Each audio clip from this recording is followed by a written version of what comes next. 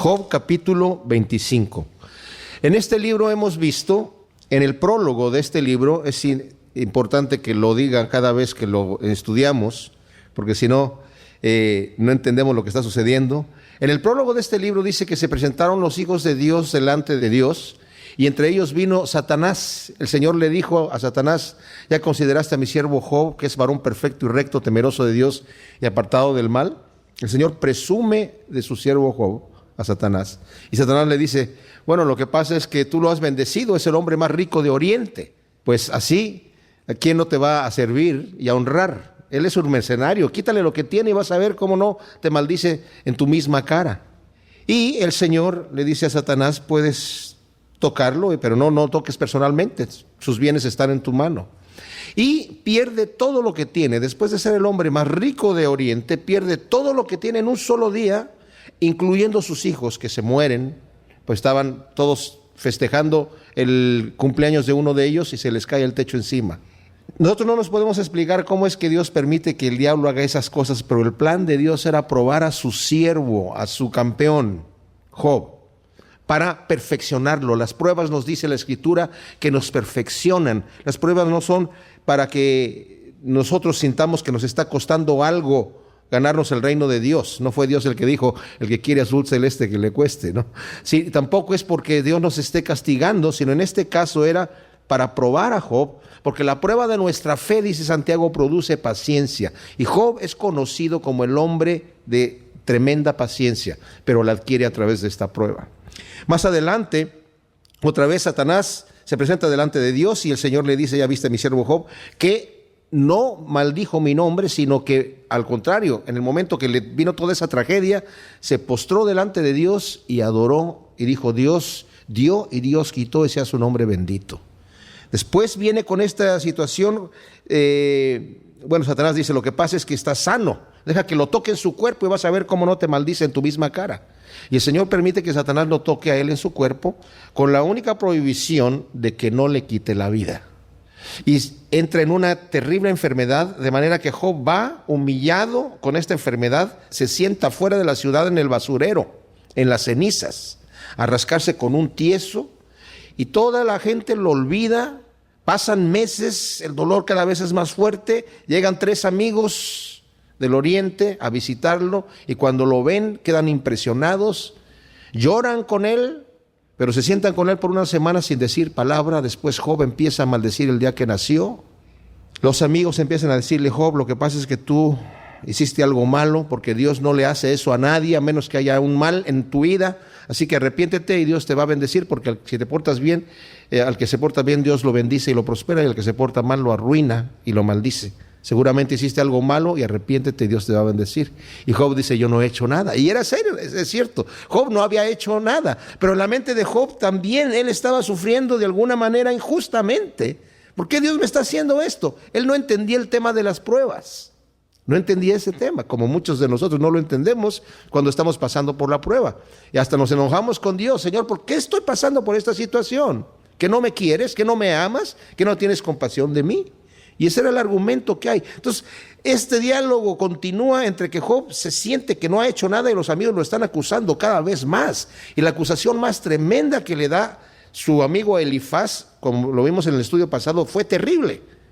Diciéndole: tú has hecho mucho mal, y le empieza a inventar acusaciones sin fundamento.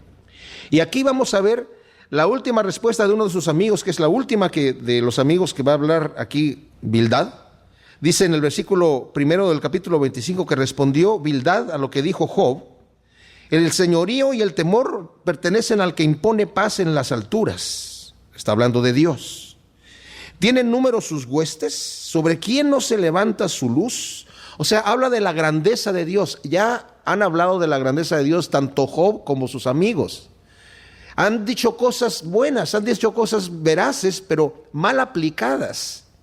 El remedio que le están dando a Job no es el remedio que él necesita, porque Job, en su dolor, no solamente ha perdido sus hijos y todos sus bienes y tiene esta enfermedad, sino que incluso ha perdido a sus amigos, su familia, y ahora los amigos que están allí lo están atacando a él, y Job sabe que él no merece esas acusaciones.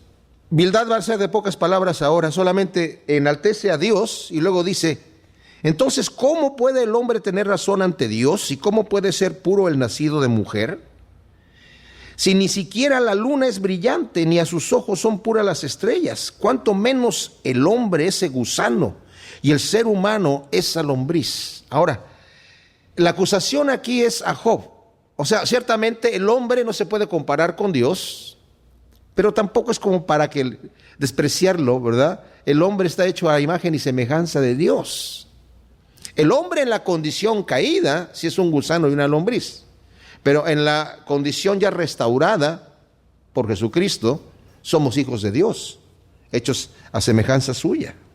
Entonces, estoy leyendo de la Biblia textual porque, como he mencionado, hay varias traducciones y es muy difícil traducir la poesía hebrea, y me pareció esta muy buena versión para estudiar Job. Entonces responde Job diciendo en el versículo primero del capítulo 26, versículo 2, que bien ayudas al débil y socorres el brazo sin fuerza. O sea, en una forma bien sarcástica le está diciendo, qué buena ayuda eres. ¿Cómo aconsejas al ignorante? ¿Qué talento tan grande manifiestas? ¿Para quién profieres tus palabras? ¿Y qué espíritu habla por ti? Ahora Job va a hablar también de la grandeza de Dios, de la soberanía divina. Los muertos se estremecen debajo del mar y de sus habitantes, y ante él, ante Dios, el Seol está desnudo, o sea, el Seol es la tumba, y el Abadón, otra palabra también para la tumba en el libro de Job y de Salmos y de Proverbios, está desnudo, no tiene cubierta. Él extendió el norte sobre el abismo y suspendió la tierra sobre la nada. Fíjense qué interesante. En este libro tan antiguo está diciendo que la tierra está suspendida en el espacio. Y no se supo después, hasta el siglo XIII o XIV, que la ciencia descubrió que realmente la tierra estaba en el espacio suspendida, pero aquí ya está desde hace mucho tiempo en el libro de Job. Embolsa las aguas en sus densas nubes y la nube no se desgarra con el peso. O sea, en la grandeza, la sabiduría de Dios, cómo Él organizó y cómo Él diseñó que funcionara el elemento del agua, del H2O, de manera que puede estar en su estado de vapor, y sabemos el peso tan grande que tiene el agua, pero ahí está flotando en el aire, ¿verdad? Para que pueda tener este ciclo. Encubre la faz de su trono y sobre él se despliega su nube. Trazó un círculo sobre la faz de las aguas, en el límite de la luz con las tinieblas. Los pilares de los cielos se estremecen y quedan atónitos ante su reprensión. Aquieta el mar con su poder. Aquí hay traducciones que dice que lo agita, porque la misma palabra en hebreo para aquietar es agitar. Así que hay dos escuelas de interpretación, ¿verdad? Puede ser cualquiera de los dos, pero sabemos que el Señor aquietó el mar de Galilea cuando reprendió a los vientos y a las aguas, y se hizo grande bonanza. En ese momento el mar no es que se empezaron a bajar las olas poco a poquito, sino inmediatamente se paró todo. Es la palabra que dice ahí, de una manera sorprendente. Y con su inteligencia lo hiere en su arrogancia. Literalmente aquí es hiere a Rahab. Rahab era un mítico monstruo marino que representaba el caos y la destrucción. Su espíritu hermoseó los cielos y su mano traspasó la serpiente tortuosa. Hablando también de Satanás, como el Señor destruye a Satanás, y ya lo destruyó en la cruz. Ahora, cuando dice su espíritu hermoseó los cielos, no solamente están las estrellas para hermosear los cielos, pero qué bonito es. A mí me encanta ver fotografías del cosmos, ¿verdad? Y yo de hecho tengo en mi computadora como el screensaver, ¿verdad? Son fotos que he bajado de la NASA, del cosmos, y es tremendo. Y saber que todo eso está allí, más adelante lo va a decir aquí el Señor, le va a preguntar a Job, ¿y tú dispones de las potencias de los cielos sobre la tierra? Muchos astrofísicos dicen que el universo, en la forma en la que está, es como un mecanismo cósmico para mantener vida en el planeta Tierra. Imagínense ustedes, los millones y millones de galaxias que hay y todo esto, una cosa tremenda. He aquí, esto no es más que el borde de sus caminos. De él oímos apenas un murmullo, o sea, apenas de lo que Dios conocemos es apenas un murmullo. El trueno de su proeza, entonces, ¿quién lo comprenderá? ¿Quién podrá escuchar la potencia de la voz de Dios cuando nosotros estamos maravillados cuando vemos en la naturaleza y en las cosas creadas, como dice Pablo, la grandeza de Dios? Job prosiguió su proverbio diciendo: vive Dios que ha quitado mi derecho, y el Shaddai que amarga mi alma, que mientras tenga aliento, el hálito de Dios en mis narices, mis labios no hablarán perversidades, ni mi lengua proferirá engaño. Lejos de mí esté que os dé la razón. Hasta que expire mantendré mi integridad y me aferraré a mi justicia y no la soltaré. O sea, Job está diciendo: yo voy a mantener mi integridad. Yo no le voy a dar la razón a ustedes que me están acusando de gran maldad. No les voy a dar la razón. Yo hasta el momento, mientras respire, voy a mantener mi integridad. Qué tremendo, ¿verdad? Porque ¿saben qué? ¿Cuántas veces hay personas o nosotros mismos en un momento en donde el Señor no nos responde una oración? ¿Cuántos levantan el puño? Yo conozco gente que dice: no, si así me vas a tratar, Señor, entonces yo no quiero ya nada contigo. Y dan la media vuelta y se van. ¿Por qué? Porque no han decidido mantener su integridad. Yo me maravillo, por ejemplo, Daniel, cuando estuvo allí en Babilonia, se propuso en su corazón no contaminarse. ¿Saben qué pasó? No se contaminó.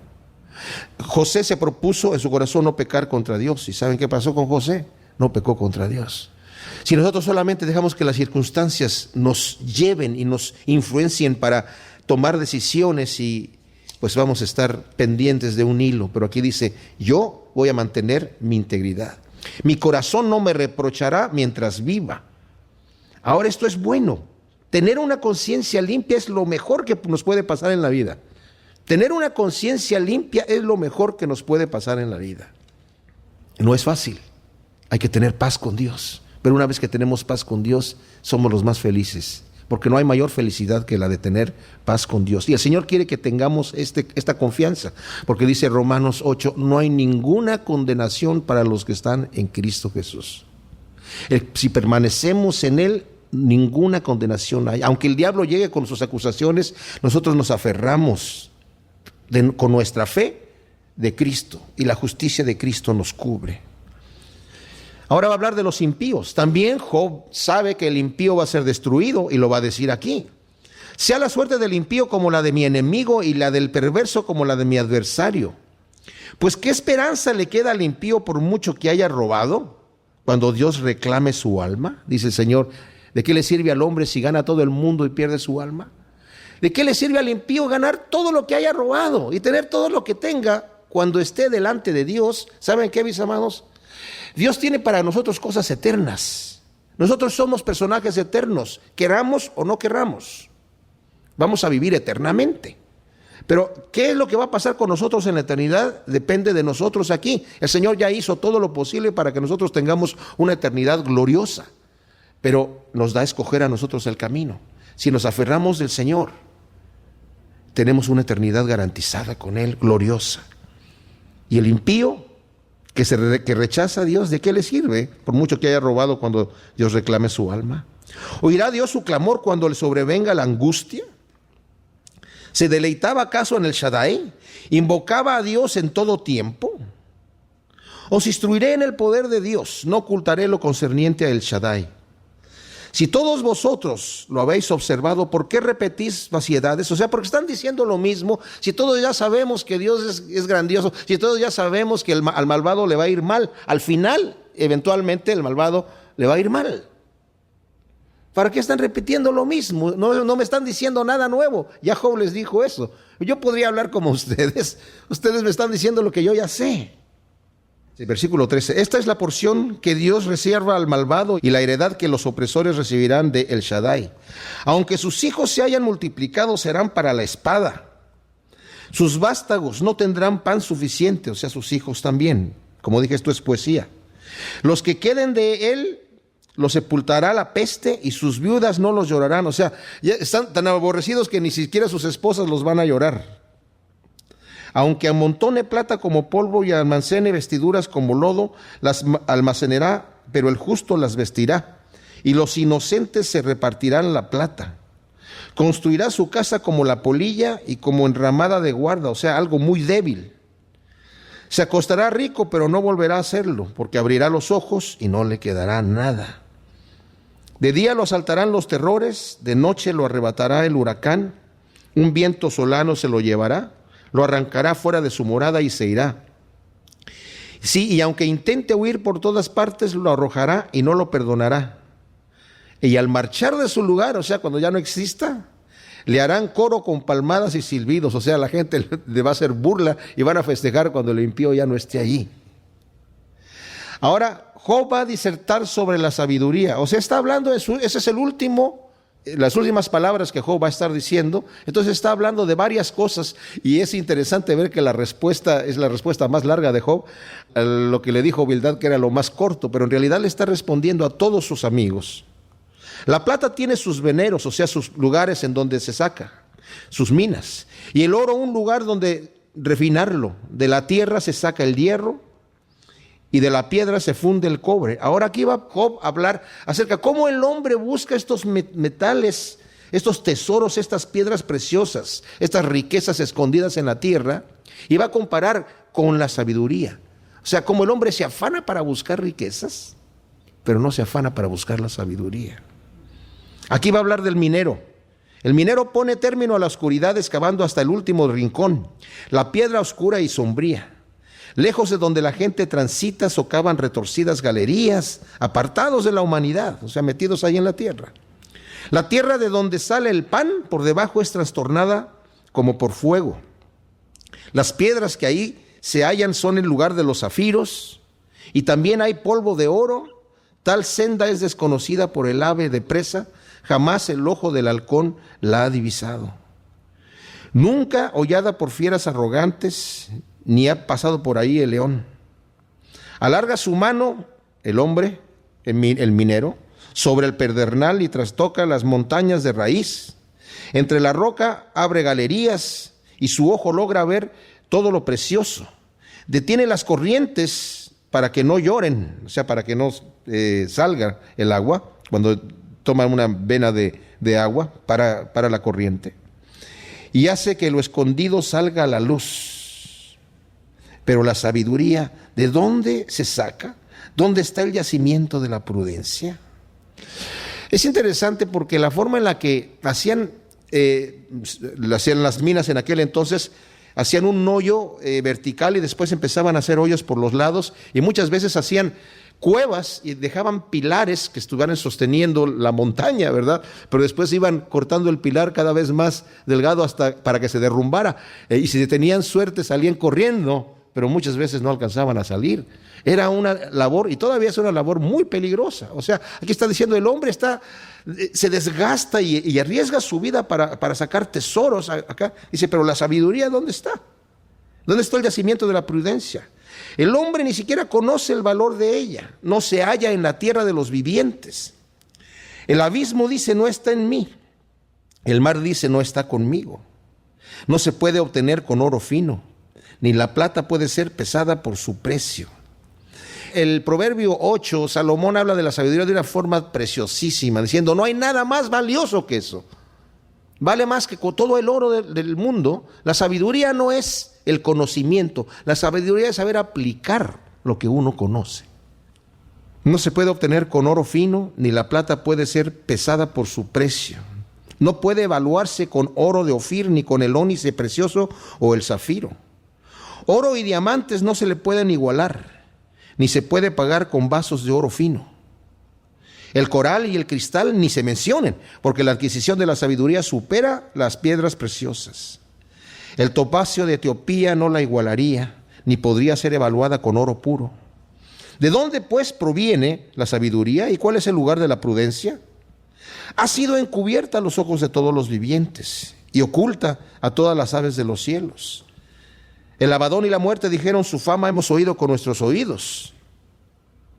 Pero Dios conoce el camino de ella y sabe el lugar donde se halla, porque contempla hasta los confines del orbe y ve cuanto hay bajo los cielos, cuando da su peso al viento y determina las aguas por medida. Qué interesante que aún aquí en el libro de Job se menciona que el viento tiene un peso. Estamos bajo una presión atmosférica nosotros aquí por el peso del viento. ¿verdad? Que está el aire que está rodeando la Tierra, con la gravedad de la Tierra es atraído el gas del aire, pero tiene un peso. Cuando dicta una ley para la lluvia y un sendero a relámpagos y truenos. Este es otro detalle también. Dicen que los relámpagos no nada más es una chispa que sale así, bueno, una chispa bastante grande, pero en realidad hay un camino que sigue, que tiene que ver con ciertos gases que en ese momento hay en el aire. Entonces él la veía y la manifestó, la estableció e incluso la escudriñó. Y dijo al hombre: he aquí, el temor de Adonai es la sabiduría, y el apartarse del mal, la prudencia o la inteligencia. ¡Wow! ¡Qué tremendo! Saben, cuando habla aquí de sabiduría, y también como Salomón les dije yo en el Proverbio 8, no es tanto el aplicar conocimientos a cualquier cosa, sino se trata de la sabiduría de saber manejar nuestras vidas, de poderle darle importancia, como dije yo, a lo que es eterno. Dios nos ha creado, ha puesto leyes buenas, tiene un muy buen plan para cada uno de nosotros.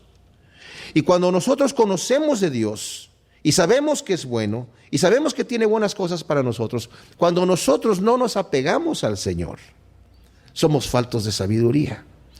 En los libros de los Proverbios es un libro que toca de varias cosas y habla del hombre imprudente, el hombre que anda buscando satisfacer los deseos de su carne. Es un hombre falto de entendimiento. ¿Por qué? Porque la carne va a producir contaminación. No os engañéis, dice la Escritura, Dios no puede ser burlado, todo lo que el hombre sembrare, eso va a cosechar. Existe esa ley. Pero la sabiduría es el temor de Dios, y no se refiere aquí a un terror, sino se refiere aquí, mis amados, a considerar a Dios en todos los momentos de mi vida. Esto querrá decir también orar sin cesar, estar en todo momento contactados con el Señor, caminar con Él en nuestras vidas, saber que cualquier cosa que estamos haciendo, ya sea nuestro trabajo cotidiano, cualquier cosa que estemos haciendo, saber que Dios está con nosotros, que Dios no es el Dios de la iglesia, el Dios de los domingos, el Dios donde yo ya me hinco a orar y ahí aparece Dios. Ahora vengo delante de ti, Señor. No, estoy delante del Señor todo el tiempo. Entonces, ¿cómo me conduzco yo cuando estoy consciente que Dios está allí? Miren, mis amados, ¿cómo nos comportaríamos si Jesucristo se hiciera presente físicamente y anduviera con nosotros? ¿Qué haríamos? ¿Nos conduciríamos como nos conducimos normalmente en el día? Pues el temor de Dios es apartarse del mal, la prudencia y la sabiduría, el temor de Dios. Así que eso es lo que sería vivir nuestras vidas en la conciencia de que el Señor está con nosotros en todo momento. En Job capítulo 29 continúa Job su último discurso contestando a sus amigos la razón por la cual él está sufriendo y está confundido porque no entiende que está pasando por una prueba que es para beneficio de Job. En realidad no le va a dar Dios la respuesta a Job. Él va a quedarse con la interrogante: ¿por qué estoy pasando por esto? La respuesta en sí no se la va a dar aquí en el libro. En su vida él lo va a saber. Y él incluso, Job, termina diciendo: Señor, perdóname, yo hablaba de lo que no entendía, pero ahora yo te voy a preguntar, tú me vas a responder y te voy a conocer. Yo te había oído, de oídas te había oído, pero ahora mis ojos te ven.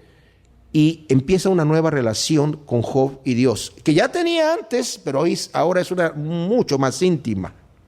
Pero Job ahora va a lamentar de la condición que tenía anterior.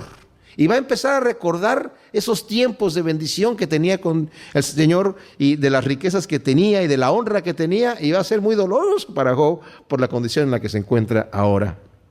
Y continúa Job su proverbio y dice: ¿quién me diera ser como en meses pasados, cuando Dios velaba sobre mí? Cuando su lámpara brillaba sobre mi cabeza y a su luz cruzaba las tinieblas. Aquellos días de mi vigor, cuando Dios era íntimo en mi tienda. O sea, cuando yo pasaba tiempos ricos, deliciosos con Dios en mi tienda. Cuando el Shaddai aún estaba conmigo y mis hijos alrededor mío. Wow, el dolor dejó de haber sido tremendo. Acordándose de estar sentado allí con sus hijos, con su familia y gozando de las bendiciones de Dios. Cuando mis pasos eran lavados con leche y la roca me derramaba ríos de aceite. Se está refiriendo a las piedras con las que trituraban las aceitunas para sacar el aceite. Cuando salía a la puerta de la ciudad y en la plaza hacía preparar mi asiento. Los jóvenes me veían y se escondían. Los ancianos se levantaban y permanecían de pie. Los príncipes detenían sus palabras, se tapaban la boca con la mano. La voz de los nobles enmudecía y su lengua se les pegaba al paladar.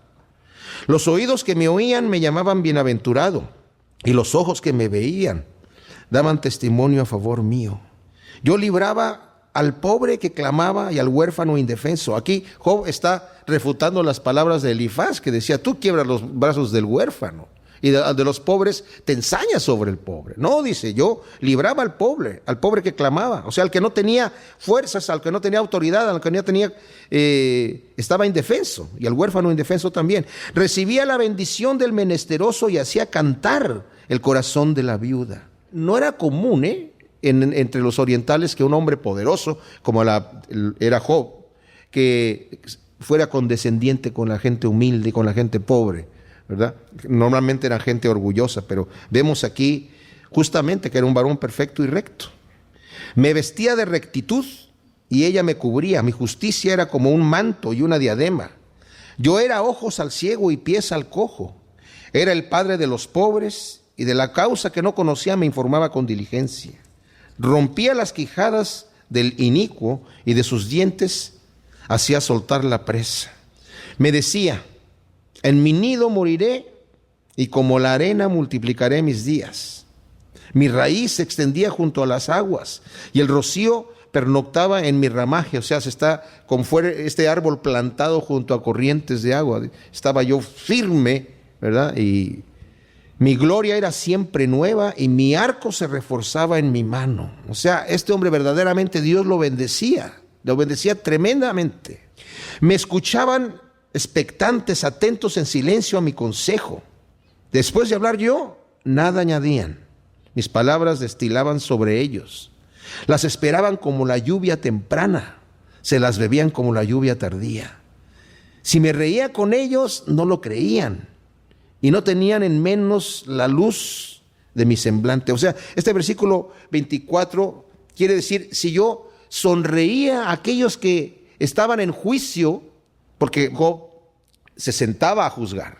O sea, en la puerta de la ciudad era donde normalmente se sentaban a juzgar, y él era uno de los jueces, era tal vez el principal de la ciudad. Y defendía la causa de los que no tenían mucha fuerza, y si sonreía con ellos no lo creían. Yo les escogí el camino y me sentaba entre ellos como caudillo. Me colocaba como rey entre la tropa, como quien consuela a los que están de duelo.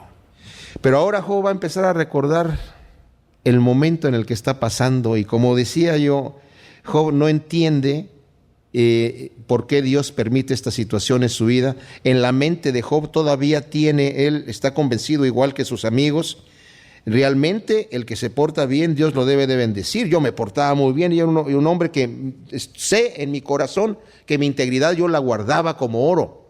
Y la sabiduría también, el temor de Dios. Yo temía a Dios, andaba con temor y temblor delante de Dios. Y Dios me bendecía. Entonces ahora me parece injusto que Dios me esté haciendo esto, está diciendo Job.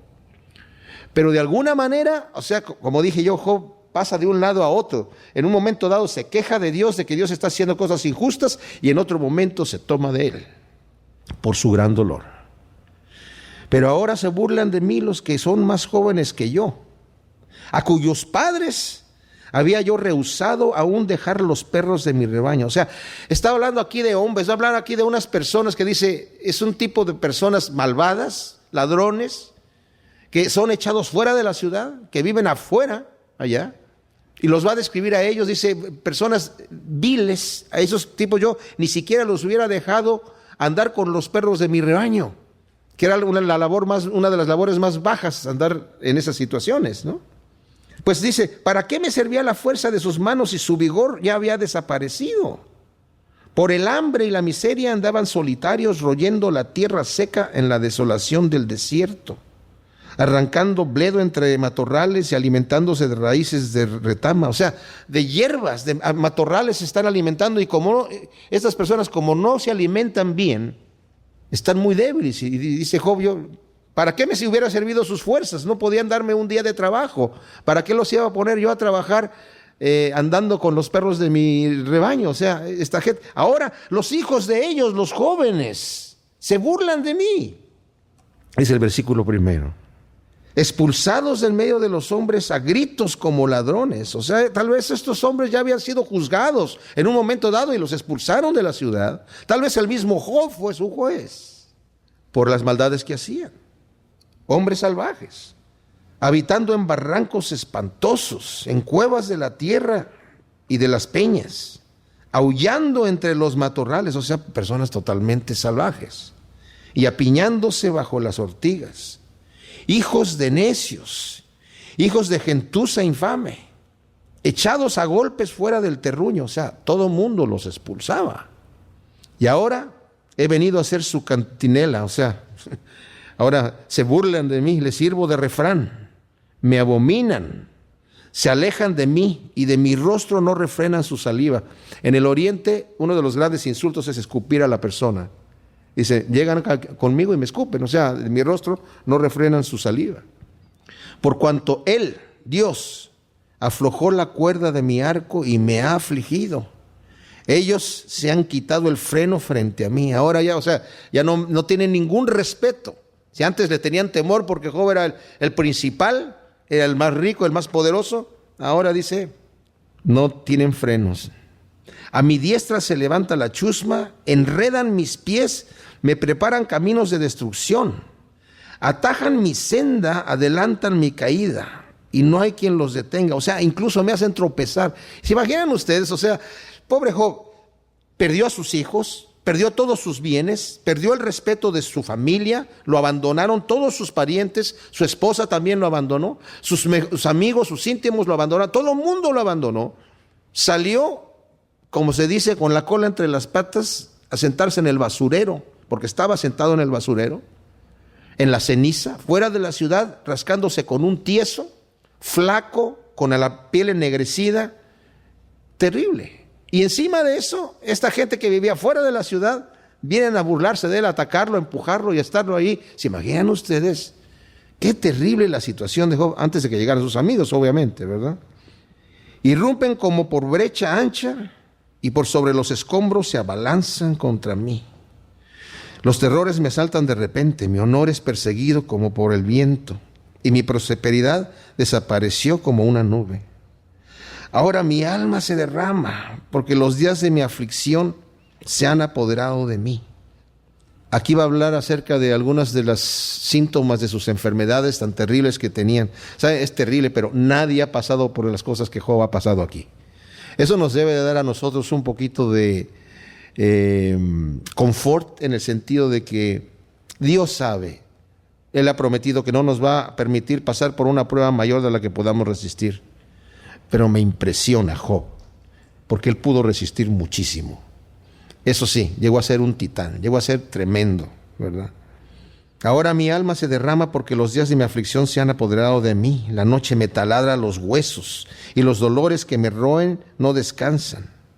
Una fuerza poderosa ha desfigurado mi vestido, y literalmente ha desfigurado mi cuerpo, y me aprieta como el cuello de mi sayal. Algunos comentaristas dicen que eso también puede decir que por la pus que le supuraba Job, estaba vestido de silicio, y esa pus se le pegaba al silicio y se endurecía y lo sofocaba. Puede ser que eso quiera decir también aquí, pero es una situación nada bonita aquí. Me ha derribado en el fango y he quedado como el polvo y las cenizas. Y luego se dirige a Dios. Te digo mis lamentos y no me respondes. Me pongo de pie y te quedas observándome. Te has vuelto cruel para conmigo, me atacas con la fuerza de tu mano. Job no sabe que es Satanás el que está haciendo esto, pero de cualquier manera Dios lo está permitiendo, ¿verdad? Me alzas al viento, me obligas a cabalgar en él y disuelves mi sustancia. Yo sé que me conduces a la muerte, a la casa destinada para todos los vivientes. O sea, Job, su esperanza en este momento se vuelve a bajar.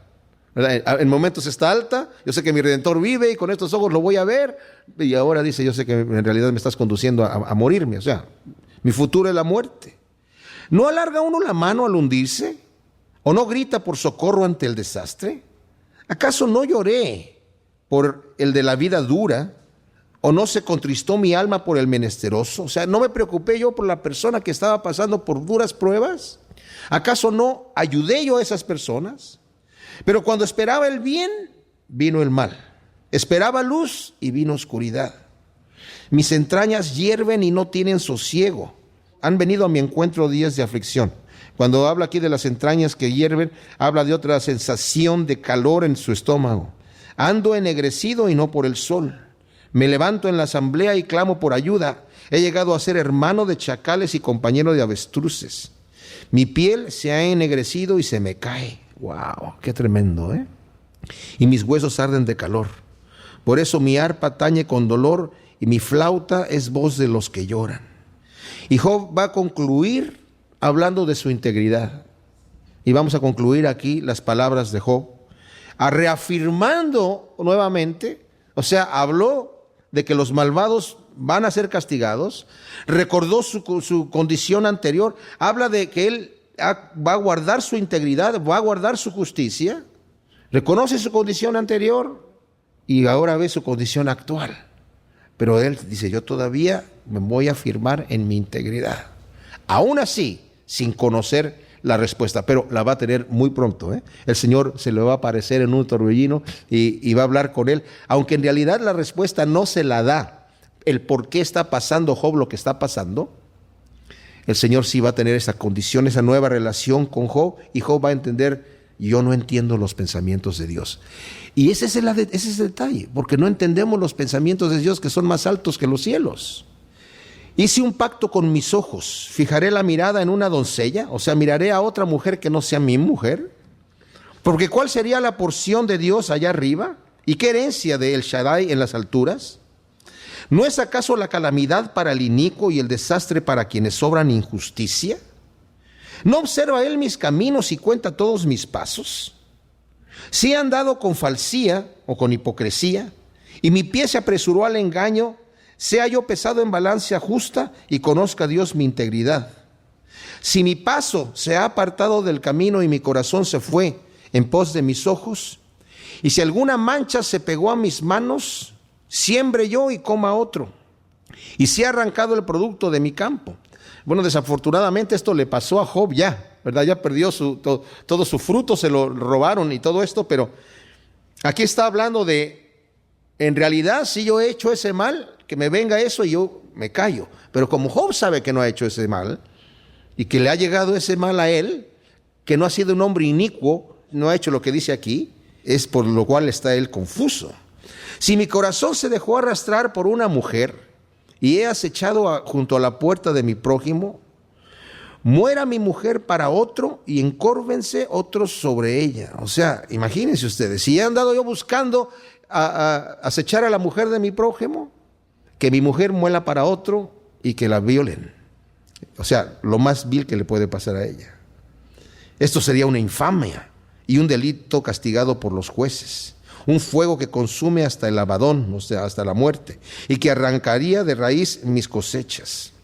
Si denegué su derecho a mi siervo y a mi sierva cuando se quejaban contra mí, ¿qué haré cuando Dios se ponga en pie? ¿Qué le responderé cuando me pida cuentas?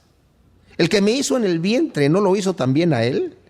¿No nos formó a ambos en la matriz? O sea, Job se da cuenta, todos somos hechos por Dios y todos tenemos el mismo derecho.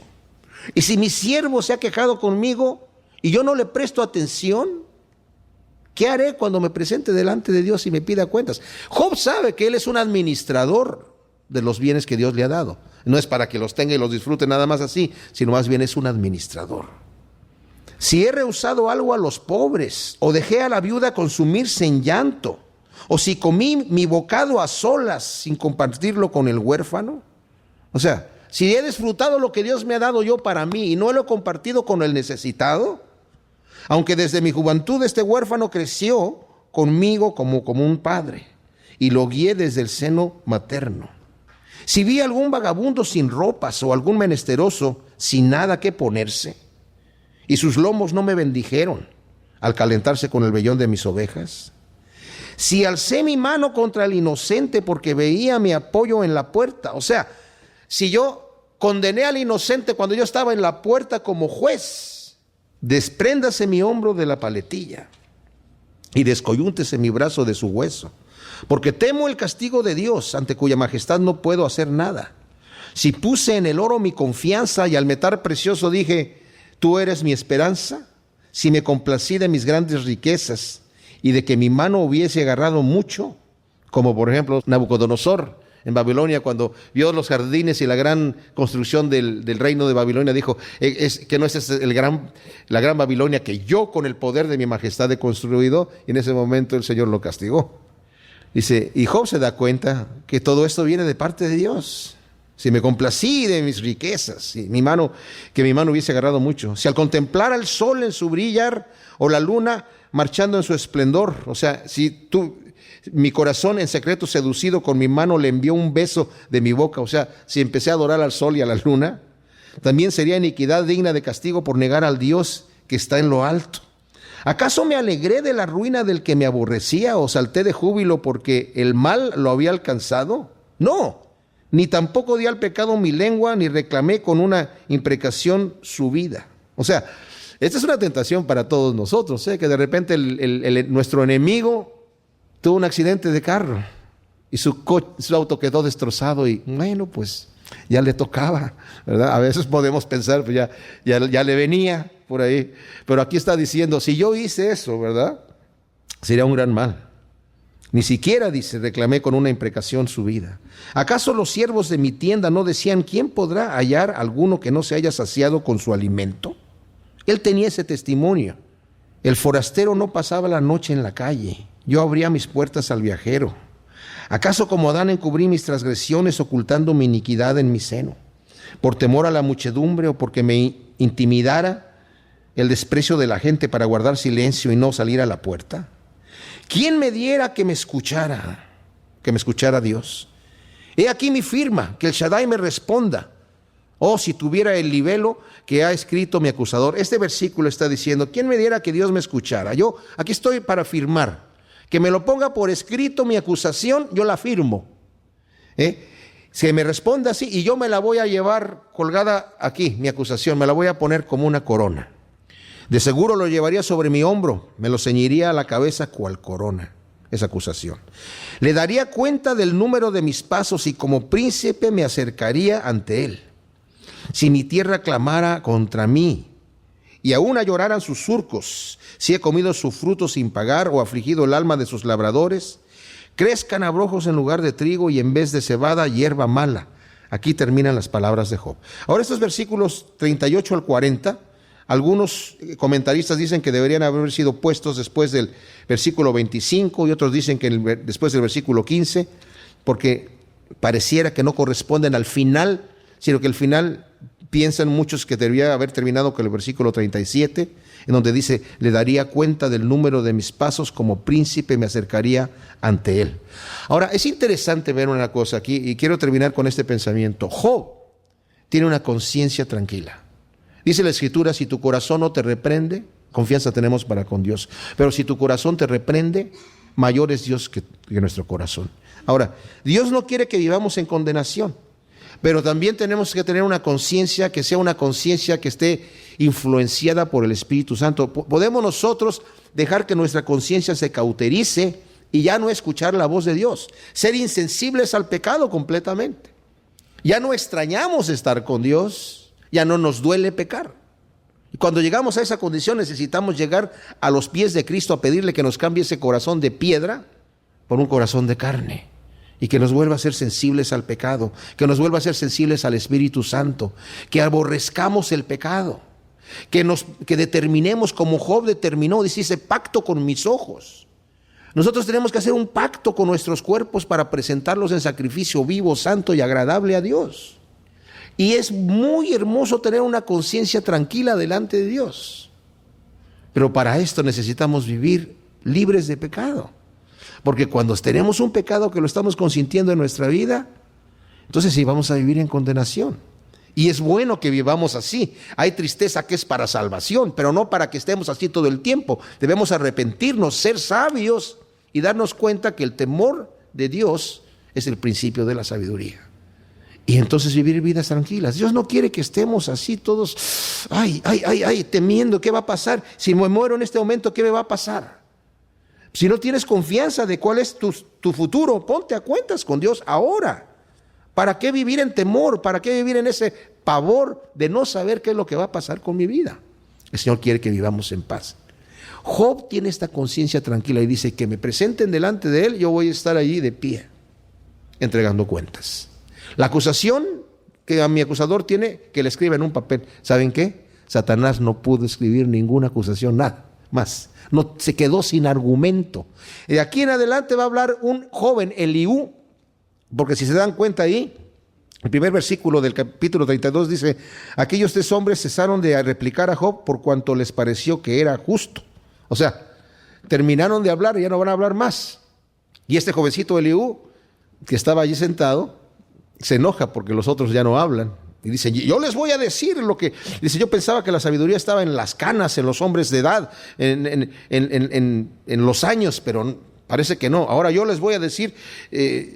pero al final no dice nada. O sea, se toma 5 capítulos para decirnos qué es lo que nos va a decir, pero no nos dice nada. El Señor lo interrumpe antes de que pueda decir nada, porque ya se estaba tomando mucho el tiempo. Pero qué bonito, ¿verdad? Poder ver cómo Job tenía esta conciencia tranquila a pesar de las pruebas que estaba pasando. Mis amados, pongámonos a cuentas con Dios. Cualquiera que sea nuestra situación, Dios quiere llenarnos con el gozo del Espíritu Santo, producir el fruto de amor, paz, gozo, paciencia, benignidad, bondad, fe, mansedumbre, templanza. Gracias, Padre, te damos por tu palabra y te pedimos que siembres todas estas cosas que hemos considerado hoy, Señor, y que busquemos la sabiduría, sabiendo que el temor a ti es el principio de la sabiduría, Señor. Siembra esta semilla en buena tierra para que produzca su fruto a 100 por 1, en nombre de Cristo Jesús. Amén.